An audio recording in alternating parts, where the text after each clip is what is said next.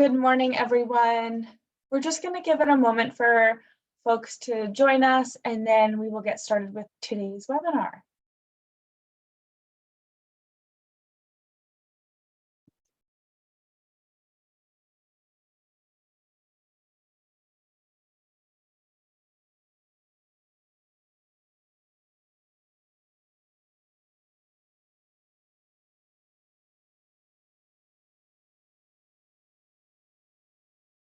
Okay, we'll go ahead and get started then. So first of all, thank you all for joining us today for Best Practices for Serving Survivors of Homicide Victims. We are really thrilled to have Heather Dabreu, Damaris Ortiz, and MarcCawley Bercy from the Louis D. Brown Peace Institute here to present this training today. My name is Charlotte Hoff. My pronouns are she, her, and I am the Manager of Administration here at MOVA. I'm just going to go over some logistics quickly before passing it over to our presenters. This is a Zoom webinar, so you cannot be seen or heard as audience members, but you can see the presenters, ASL interpreters, and presentation. If you have questions during the presentation, please use the Q&A function to ask them. Questions will be answered at the end of the presentation. As I mentioned, we do have ASL interpretation and CART captioning available during today's session. To see the closed captions, go to the bottom of the screen, click on the up arrow next to closed caption, and choose Show Subtitle. If you are having trouble seeing the ASL interpreters or closed captions, or have any other tech issues today, please use the chat function to message all panelists, and we will be happy to assist you. I will now pass over to Heather, Damaris, and MarcCawley. Thank you all for joining us today. Thank you, Charlotte. Good morning, everyone. We are from the Louis D. Brown Peace Institute and are pleased to be with you all here at MOVA. As always, please make sure to stay up to date with MOVA, the news, and follow them on social media. My name is MarcCawley Bercy. I'm the Community Outreach Coordinator at the Louis D. Brown Peace Institute. And today we are joined by my colleagues, Heather Dabreu, Senior Survivor Support Coordinator, and Damaris Ortiz, Survivor Outreach Services Coordinator. Before we begin, I will be walking you all through the agenda. We will start by setting the stage and some shared agreement guidelines. We will check in with the 7 principles of peace, and I will also introduce the learning objectives. The first learning objective will be gaining an understanding of the Louis D. Brown Peace Institute and the emotional and psychological responses of survivors of homicide victims. The second learning objective, distinguish and identify the roles of professionals who respond to cases of homicide. And the third learning objective will be that we should not leave families empty-handed. Here are the shared agreement guidelines that we will use to guide our presentation today and our relationships amongst each other on this webinar. First, it's okay to try on. Second, it's okay to disagree. Third, it is not okay to blame, shame, or attack self or others because of our differences. 4, practice self-focus. 5, notice both process and content during work sessions. 6, practice both and thinking, watch but. 7, be aware of intent and impact of your actions. And 8, maintain confidentiality.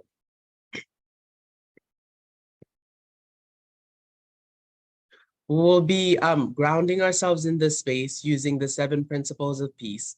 These are vital and central to all of the work that we do here at the Peace Institute. And the 7 principles of peace can guide us towards treating others with dignity and compassion. They are love, unity, faith, hope, courage, justice, and forgiveness. I will invite you all to, in the chat, please identify yourself, your title, or the company or organization that you work with, and identify one principle that is your strength and one principle that is your struggle. You may do so in the chat.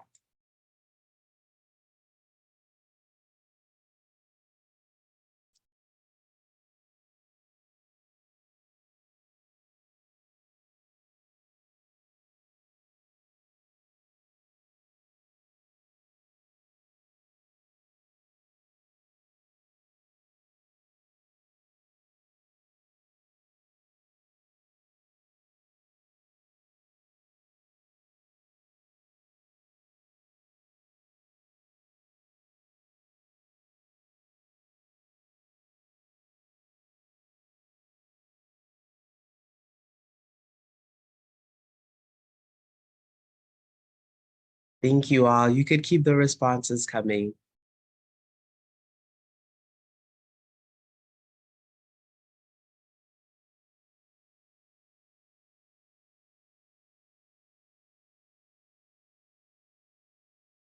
All right, so for our first learning objective, we will gain an understanding of the Louis D. Brown Peace Institute approach and model, and an understanding of the emotional and psychological responses of survivors of homicide victims.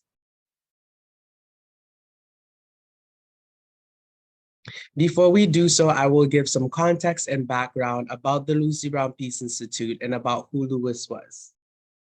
The Peace Institute has developed the best practices in the field of serving survivors of homicide victims, and we are the go-to agency where families of survivors of homicide victims are referred to in the first 24 to 72 hours.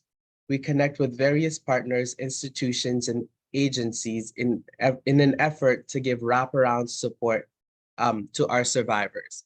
The picture of the young man that you see on your screen currently is Louis D. Brown, and he is the son of the founder and president and CEO of the organization, Clementina Sherry.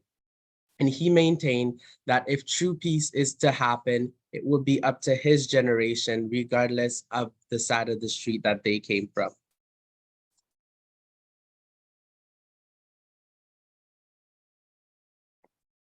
The Louis D. Brown Peace Institute serves as a center of healing, teaching, and learning for families and communities that are impacted by murder, trauma, grief, and loss.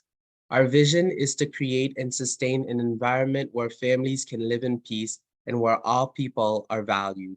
And our belief is that all families impacted by murder deserve to be treated with dignity and compassion, regardless of the circumstances.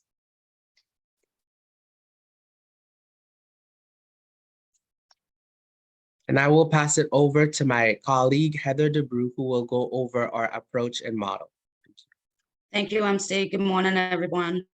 The Louis D. Brown Peace Institute's approach and model are grounded in the Center for Disease Control and Prevention social ecological framework that interventions are needed at multiple levels in order to interrupt cycles of violence. The heart of the work is with the families impacted by murder on both sides, and impact extends to community and society through services, advocacy, and training. The Louis D. Brown Peace Institute takes a healing-centered approach to all of its work, viewing trauma not simply as an individual isolated experience, but also highlighting the ways in which trauma and healing are experienced collectively. We have our survivor outreach services that provides emotional and practical support for families within the first 24 to 72 hours after a homicide happens, and then provides ongoing case coordination. Our community outreach services helps prepare incarcerated individuals to return to their communities. So as we refer to serving people impacted on both sides, that's what we're referring to. The survivor outreach services and the community re-entry services. We also have healing support services, which provides ongoing healing and safe spaces for survivors of homicide, suicide, and overdose victims. We have our Rest in Peace Fund, and that is a fund that helps support families who don't have the resources to bury their loved one with dignity and compassion. And so that fund is to help support with cemetery expenses. Our Live in Peace Fund, that is another fund to help families with practical needs.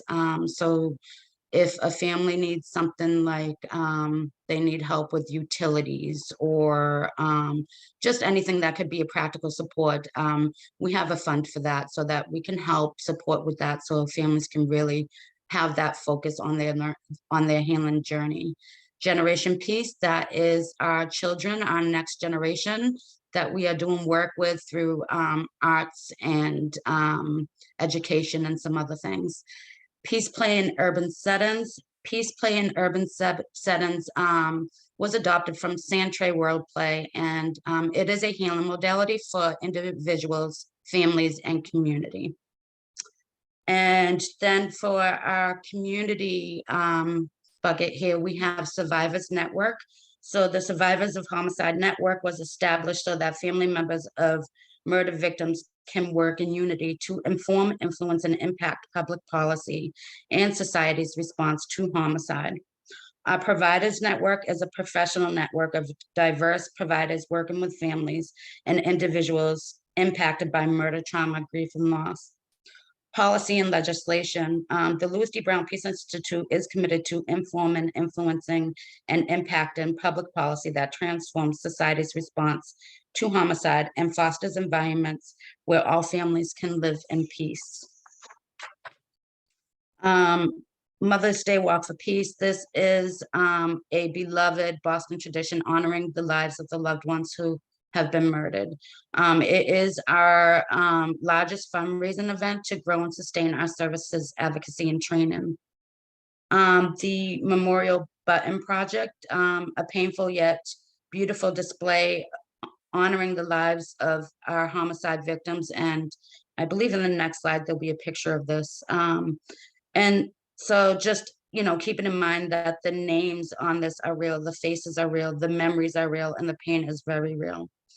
Survivors of Homicide Victims Awareness Month was enacted in the year 2000, and that runs from November 20th to December 20th. It's a month-long effort to inform, influence, and impact how society views and responds to murdered victims and their families. And then we have the Louis D. Brown Day of Civic Engagement. And so this is an annual day of engagement that is intended to honor Louis's legacy of peacemaking and belief that we all have a part to play in fostering a more peaceful world through a personal and collective civic engagement. And I will pass it over to my colleague Damaris to go over society. Thank you, Heather. Once again, in society, we have the training and the education. Training that instills the value of peace and equips providers, educators, criminal justice, public health professionals, and institutional stakeholders to respond equally and effectively to families dealing with murder, trauma, grief, and loss. Best practices for serving and survivors. Piecing it together. Peace Play in Urban Setting, Pathways to Peace, Peace of God Project, and Peace from Within. Thank you, Damaris. Next slide, please. So this is the picture that I was referring to. This is our traveling memorial, and we take it with us as to say we are bringing our loved ones with us into different spaces. As we travel, we bring our loved ones with us and we display them. And so it's a canvas which we pin the faces of homicide victims on. We have now run out of space and are seeking to get a larger memorial. But between the time that Louis was killed, which was in 1993, and 2022, there have been 4,628 murders in the state of Massachusetts. Homicide grief expert Lula Redmond has estimated that there are 10 close relatives for each victim, and no amount of justice, restitution, prayer, or compassion will bring their loved ones back.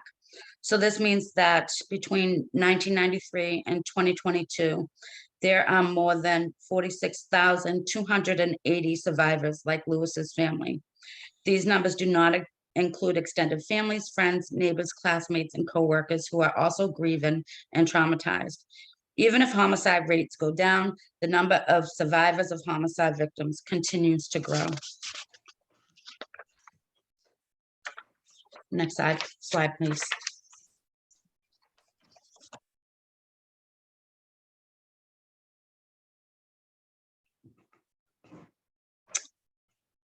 So homicide impacts both sides. So when we speak about, I referred to it earlier, when we speak about both sides. So we're speaking about families of homicide victims who are suffering the trauma of their loved one's life being taken. And we're also talking about the families whose loved ones caused the harm and are now incarcerated. So those families are also grieving and grieving a loss. And you know, just sitting with the fact that your loved one tragically took somebody else's life is also its own form of grief. Homicide is a human rights issue. Emotional stress, physical stress, financial stress, community instability. Research tells us that homicide is a public health and public safety issue. We say it's also a human size issue. And it is time we treat it that way. Providing equitable and effective responses to homicide stabilizes families and communities and help prevent retaliatory violence. When a homicide happens, family experiences emotional, physical, and financial stress.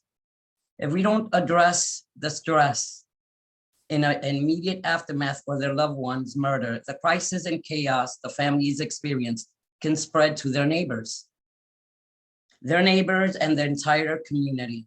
The impact from this experience can lead to instability in the entire community. Responding to families of murdered victims with dignity and compassion requires a significant investment, yet not investing is even more expensive. Thank you, Damaris. You're We're now welcome. going to watch a video produced in collaboration with Emerson College, which details the experience of some survivors upon receiving the news that their loved one has passed away. This video is called Quiet.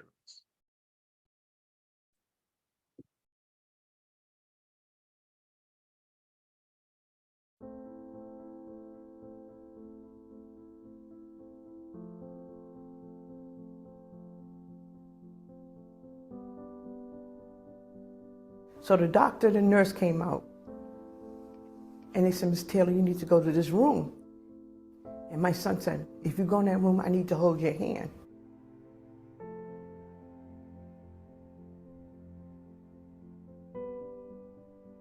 I couldn't see or hear anything. I don't know how long I sat in this room. But it was the most cold, unwelcoming room I've ever been in my life.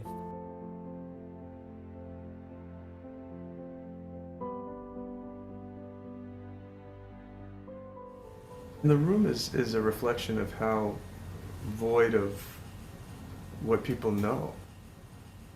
The only people that know how this message is delivered are the people who deliver it and the people who receive it. What we thought that we needed to say is, here's the reality of our lives that we do, 40,000 times a year in the United States, at least. It's a horrible place to be to give the news after you've worked on a child for half an hour, that doesn't survive a gunshot. And you're giving the news to a parent who's leaving the hospital without a child. And you're never going to see that person again. The paradigm as it's designed right now is that we're doctors and we treat the injuries that are caused to the physical body by the bullet, but there's so much more. There's a very specific sound that a mother makes when you tell her her child is dead, and that sound sticks with you forever.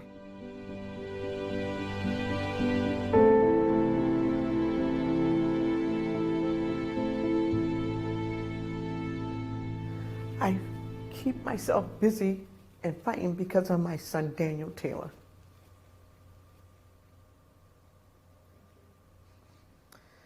Daniel was a go-getter. He was a funny, outspoken person. He went to Mass Bay Community College. He got his degree in criminal justice, and then he also said that's not what he wanted to be. So after that, he also pursued his career in being an electrician, and he got his degree in electrician and also got a job being an electrician. What I want people to know about Louis and what I remember about him is he's every parent's child. You know, he really didn't like to do hard work. He ate me out of house and home. Marquise is beautiful. He's like his mom. He's humbling. He's happy-go-lucky, always smiling. Like even in the photo that the police took, them big, beautiful teeth. He's dark-skinned, so whenever he smiles, all you saw. He'll give you the coat off his back, dial out his pocket. He was always giving, always caring. If he saw you on the side of the road with a flat tire, he would stop. Danny was all about family. You know, he had a heart like mine, but a temper like his father. You know, a lot of people were scared of Danny, you know, but he was loyal to the end.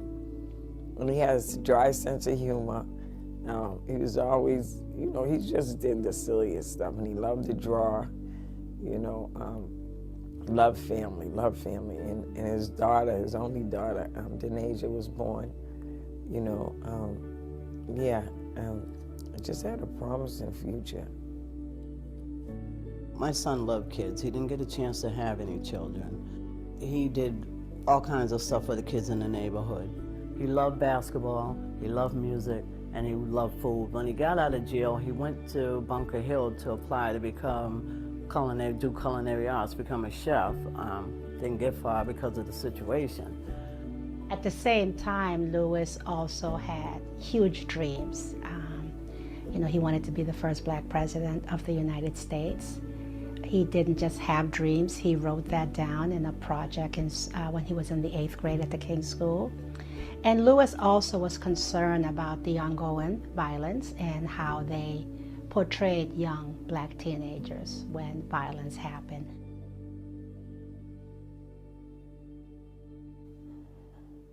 The culture of violence in my neighborhood and in my community that I grew up in was, in a way, a form of currency, right? Where it gave you purchasing right to respect, power, authority.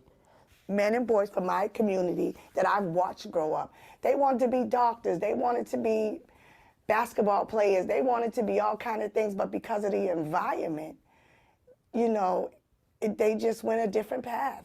You go from not worrying about the little things to caring about the bigger issues. You know, it's not whether or not I'm coming home with bad grades, but whether or not I'm making it home. Everywhere he went, he was driven because we were concerned about the violence that was happening. And so Louis never walked anywhere. So the day he walked was the day he was killed. Prior to his death, we went on a cruise, a 7-day cruise, and I begged him to go to the captain's ball with me, and we went, and that's the picture. I begged him to go to the captain's ball and put on a shirt and tie, and this only ended up being his obituary picture, because this was the last shirt and tie he was in. But I believe in fate. I believe in God. Like, God knew his destiny. Because I always say, you know, he was my child. He wasn't no saint, but that was my child.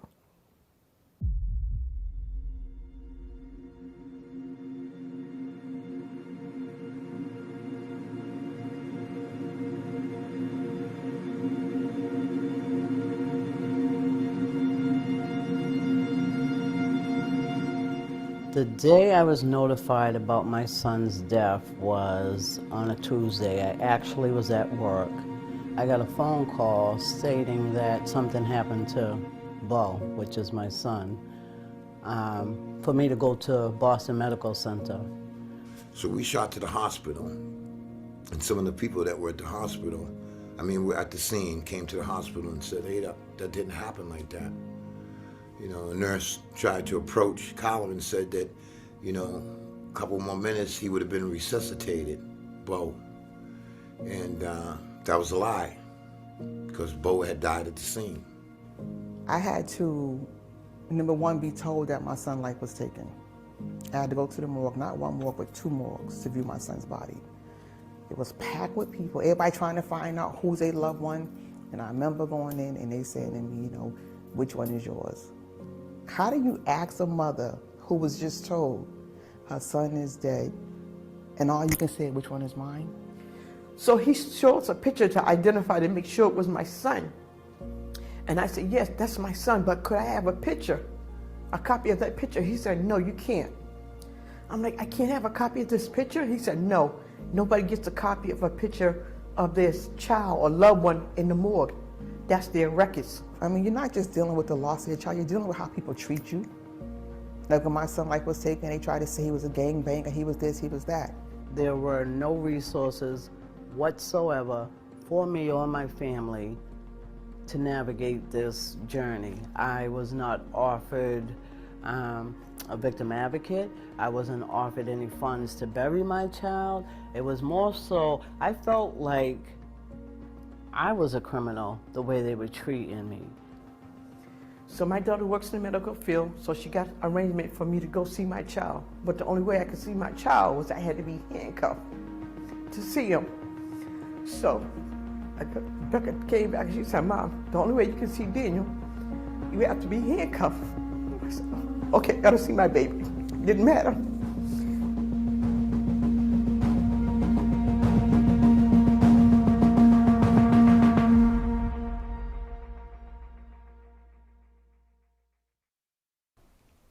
At that time, we left because there was nothing that we could do. We just left, and I left empty-handed physically and within my soul. I didn't know what else to do. How do you deal with something like that, right? People don't understand internally the things that we go through. We have to go to the morgue, then we have to go home. There's so many detachments that come with that when you lose a loved one like that, right? They talk about them in so many different ways, no matter what the circumstances is, They no longer do this, because of mothers like me and other mothers, but they used to put your son or your loved one that was murdered's criminal records in the paper or describe them in a certain way. So we're not just dealing with the loss of our kid, we're dealing with people judgment and saying things and just being negative and evil. And it's like we're the victims, but we're getting treated like we the perpetrators. You are denied victim assistance because your son contributed to his death, his murder. And I wrote them back and I said, well, I don't know where you got your information from because according to the police report, my son was killed in a routine traffic stop. And I knew my child's life mattered, but I was still suffering in silence based on society, based on how I felt like he was still being re-victimized in death. There was no, I'm sorry for your loss. There was no, she got other kids, let me help make sure they get something to eat tonight because I know today was a stressful day. There was no checking in on my kids to see if they had any mental health services. There was none of that, until I went to Legacy Lives On and the Peace Institute. I don't even know how it happened, but we got introduced to a support group. Legacy Lives On, and we got into that support group, and everybody started talking about their hurt and their pain and how someone was lost in their family, so we could identify. But in the aftermath, as we know, as our loved ones are buried, everybody's gone. All the support is gone, the lights off, everything is back on you by yourself individually. I started this organization, Legacy Live On, for support in the aftermath. And we would meet there and we would talk about our highs and our lows. When I first got there, I couldn't talk about anything. I literally was on my knees in tears, crossing over the threshold, asking for somebody to help heal my heart.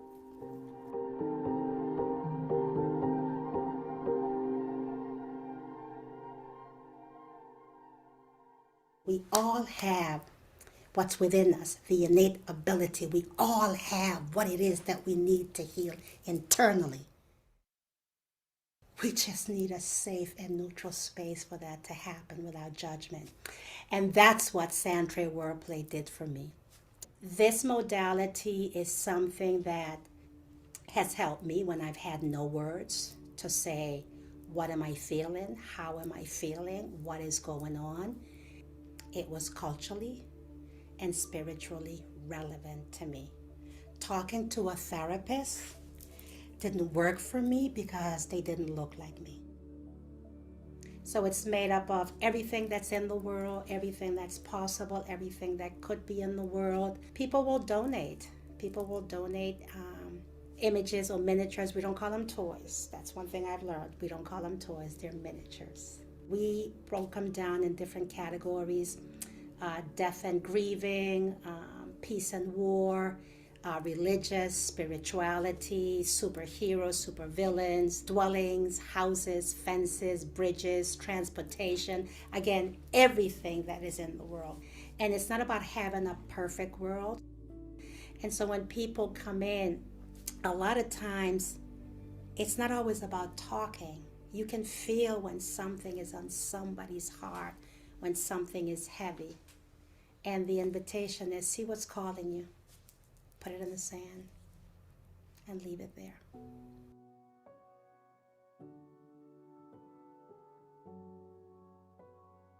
Although this is not a club you want to be a part of, you meet amazing, amazing, supportive, loving, always got your back. It's a majority of women, but there are some fathers there. You learn so much. And it's all, your healing is all in what tools you gravitate to, what tools you pick up, what tools you use. And what you need in order to build strength or build anything that you want, you need tools.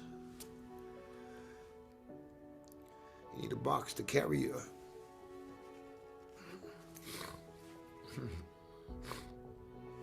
All your things around.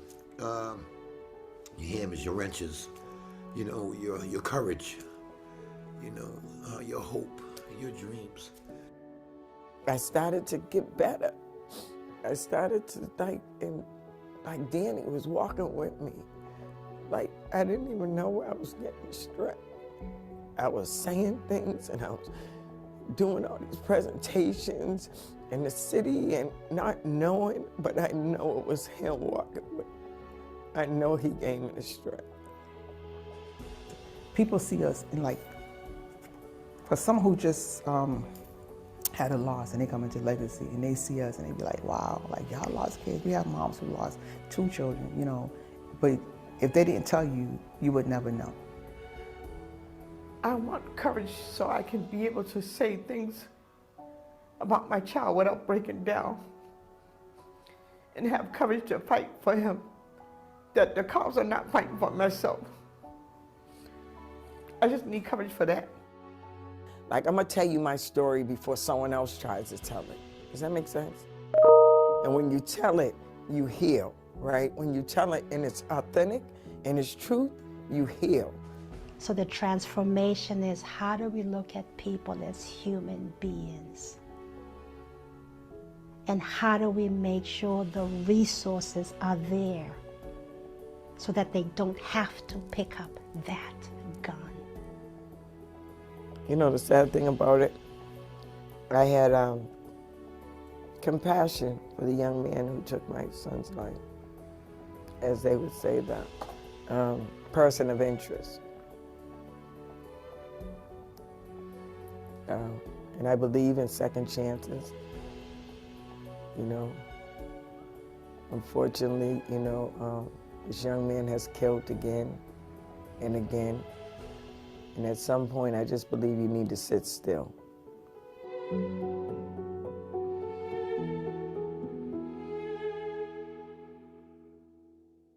In the end, it's peace. 7 days a week, 24 hours a day, 365 days out of the year. It's not saying problem is not there. I don't need to feed the problem because it's being fed. I need to feed the peace, the healing. That's what needs to be fed. So there's this story about a grandson talking to his grandfather, talking about he's so angry, and so the grandfather says, well, there are two wolves inside of us. There's good and evil, and they're both fighting inside of you, and then the grandson says, well, grandfather, which wolf will win? The one you feed.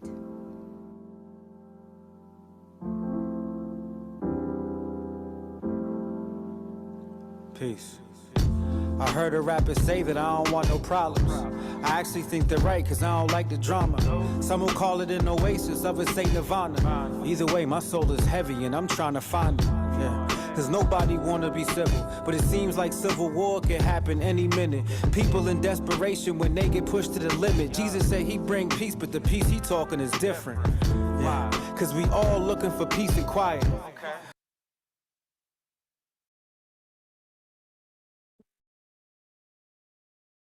Thank you. We are aware that some of the subject matter of this film is very heavy. And so we invite you to just take a moment and breathe.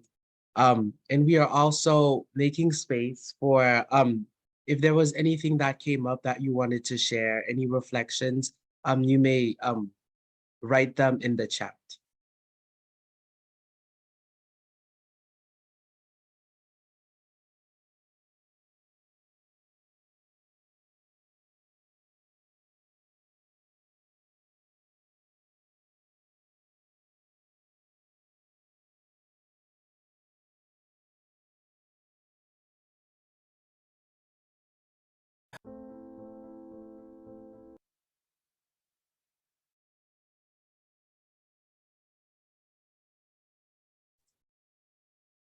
In the immediate aftermath of homicide, families may experience feelings of helplessness following death notification, sense of confusion, and an inability to process all the details regarding the murder, total despair at the thought that their loved one is never coming home, overwhelming grief or shock imagining the murder of seeing their loved one's body, intense anger at the senselessness of their loved one's death, feelings of guilt for being unable to protect their loved ones. Survivors of homicide experience, sorry about that.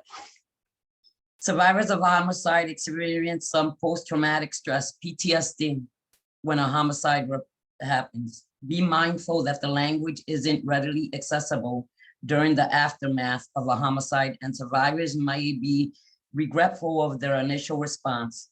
Part of the protocol is to sit with families, write a media statement to share their narrative. It's an invitation.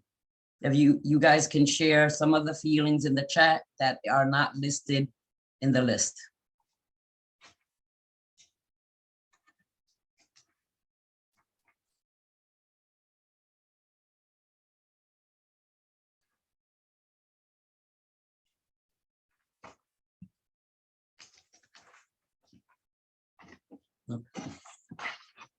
Thank you, Damaris.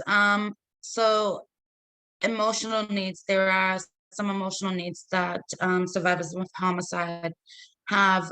One being understanding, validation. So there's all these feelings that come up like guilt, shame, anger, rage, thoughts of retaliation, all those come up for folks, and just validating that, yes, those are real feelings, and just validating that there's nothing wrong with them for having those feelings. Patience, to be listened to, a safe place to express emotion without judgment. So we invite families to come into our spaces, and actually they're their spaces, to come however it is they need and want to into that space unapologetically. Everything is okay. They can cry, they can shout. All of that is okay, and they don't need to apologize for it. We just ask that they don't break any furniture, and then we're all good. To be treated with dignity and compassion. We heard in the video one of the moms saying that she felt like she was like she had done something wrong, the way she was being treated. And so just being sure that we're treating our families with dignity and compassion, and to know that their loved one mattered. Practical and financial needs, supporting at the hospital or scene, prep for ID of body, crime scene cleanup, temporary or permanent housing, securing personal belongings, funeral and burial plans. When our families come in, I assist them when they come in the first 24 hours. And we go over the funeral plans, and we also assist them to guide them with programs and buttons that were offered in the previous slide.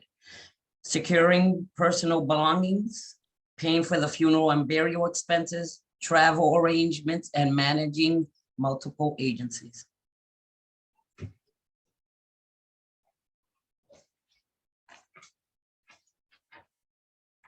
In the week of the loved one's murder, families may experience trouble focusing, making funeral planning difficult, fatigue from decision-making, numbness or disconnection, tensions between family members, regret or wishful thinking, shame or blame for the way their loved one died, and sleeplessness. Thank you, Damaris. We will now be moving on to learning objective 2.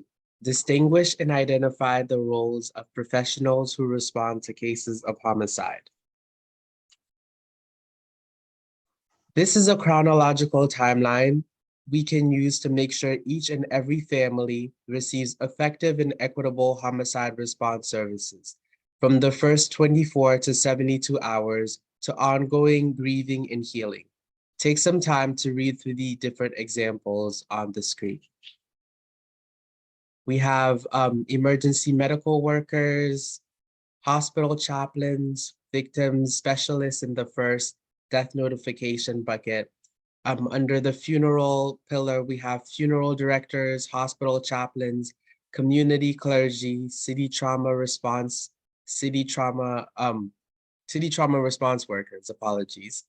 In investigation and legal proceedings, we have homicide detectives, victim specialists, prosecutors, defense attorneys, community organizations, victim advocates, DOC, parole, probation, victim advocates.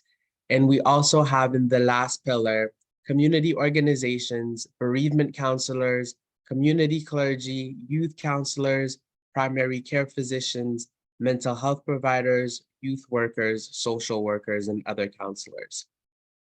Consider if there is anything that we've missed in this chronological timeline, and consider where it is that you also work within this chronological timeline.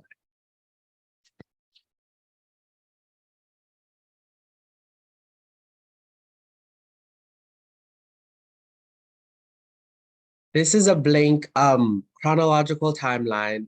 We call this activity asset mapping.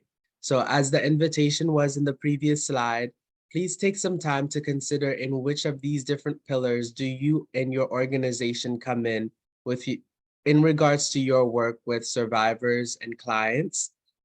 You may use the chat feature down below to identify yourself again, your title, and where in this asset mapping, where within this chronological timeline do you fit in? Is that death notification in the first crisis period, so in the first 24 to 72 hours?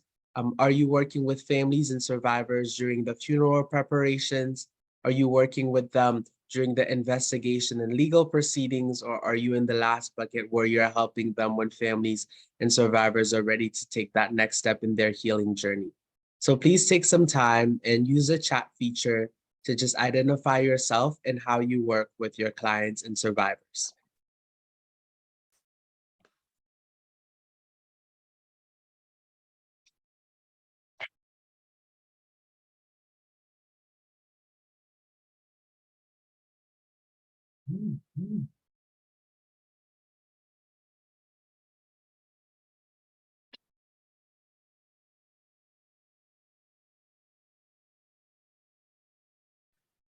As you're doing so, thank you, Mary. As you're doing so, consider how overwhelming this could be for different families as they have to navigate all of these different services. The purpose of this activity is for us to be able to have wraparound services and to make sure that families are treated equitably and effectively, and to make sure that we are not doing double work or creating gaps in our services of families. This activity also ensures clear communication and clear collaboration between different partners as they serve specific families. So as a family is moving from death notification to funeral preparation to investigation and legal proceedings onto ongoing healing and support, this activity and making sure you know where you come in allows for that family to move through this process as seamless as it will be, of course, given the circumstances that they're navigating. This will not be a smooth process, but we can make sure through this activity and through making sure you know where you come in and who else is doing what, that there are no gaps appearing.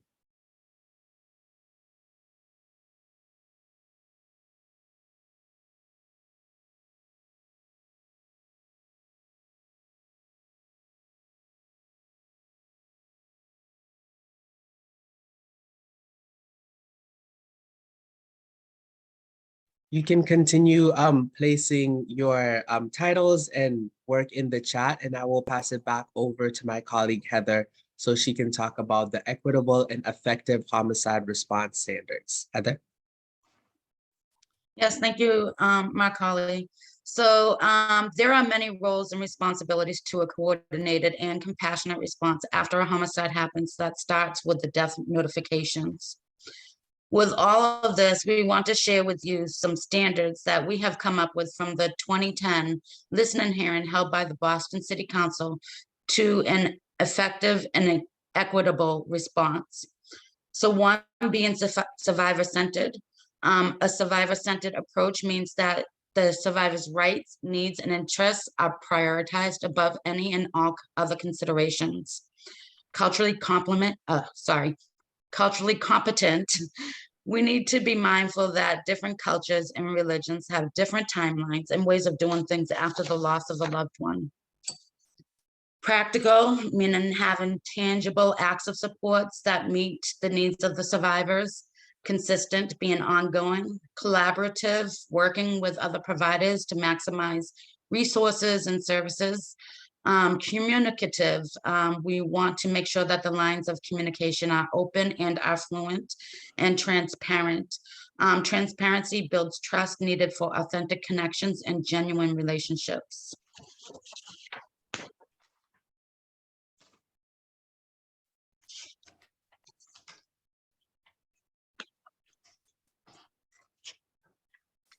Thanks, Heather.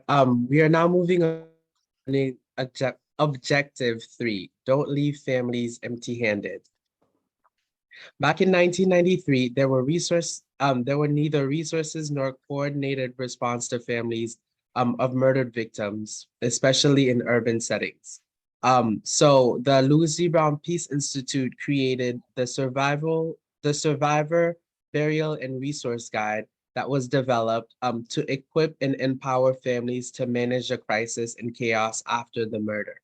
This is a step-by-step guide created with the input of criminal justice and mental health professionals, victim services providers, and survivors of homicide victims, and shows how to build a network for the survivors so that the families can get the help they need in the immediate aftermath and do not have to go through this alone.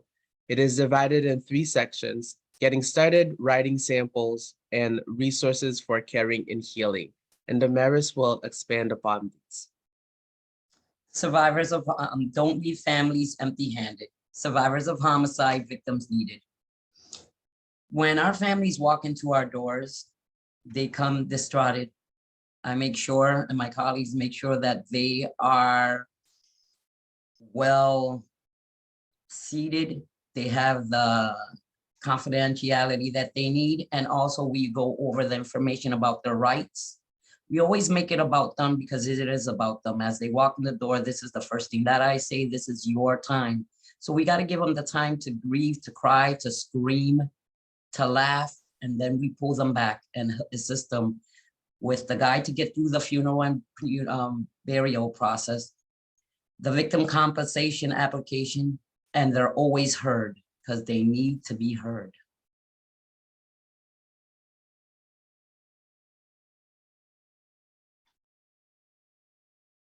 Thank you, Damaris. All families deserve to be treated with dignity and compassion regardless of the circumstances, including those whose loved ones who were killed by police.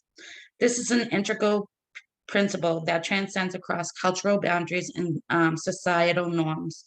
We create a more just and compassionate world when we acknowledge the innate value of every family union.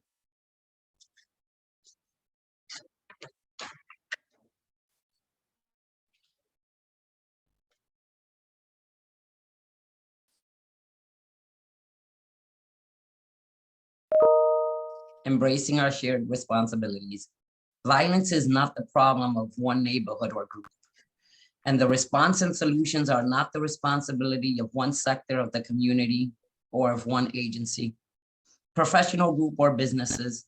Coming together and owning this problem and the solutions are central. This concludes our presentation on our best practices for serving survivors of homicide victims. As we are closing out, please take some time to reflect on any new learnings or anything that came up that you were unaware of before, and any relearning. So is there anything that has come up that you are aware of, but that this presentation has brought back up to your attention? And you can place those in the chat as well. Thank you all.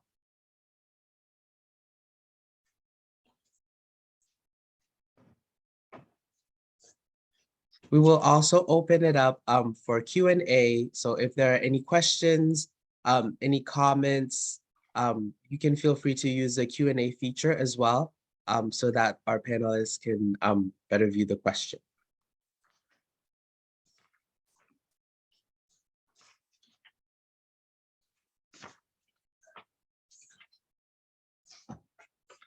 Thank you all. We'll give a few minutes just to see if we get questions that come in. We welcome those in the Q&A, as MarcCawley said.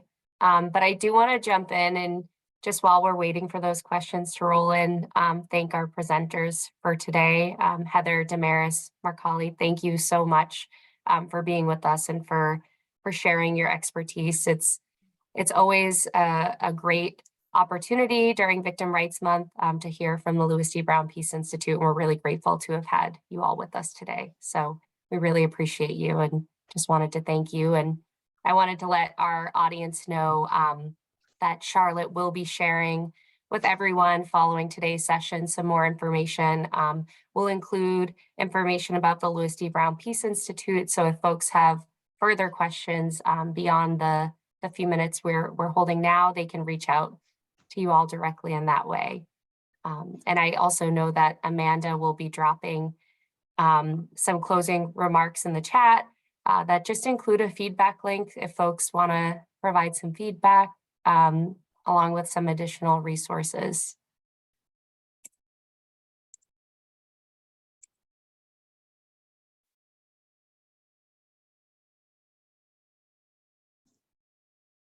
Not seeing any questions coming in. I'll do one last call before we give folks some time back today.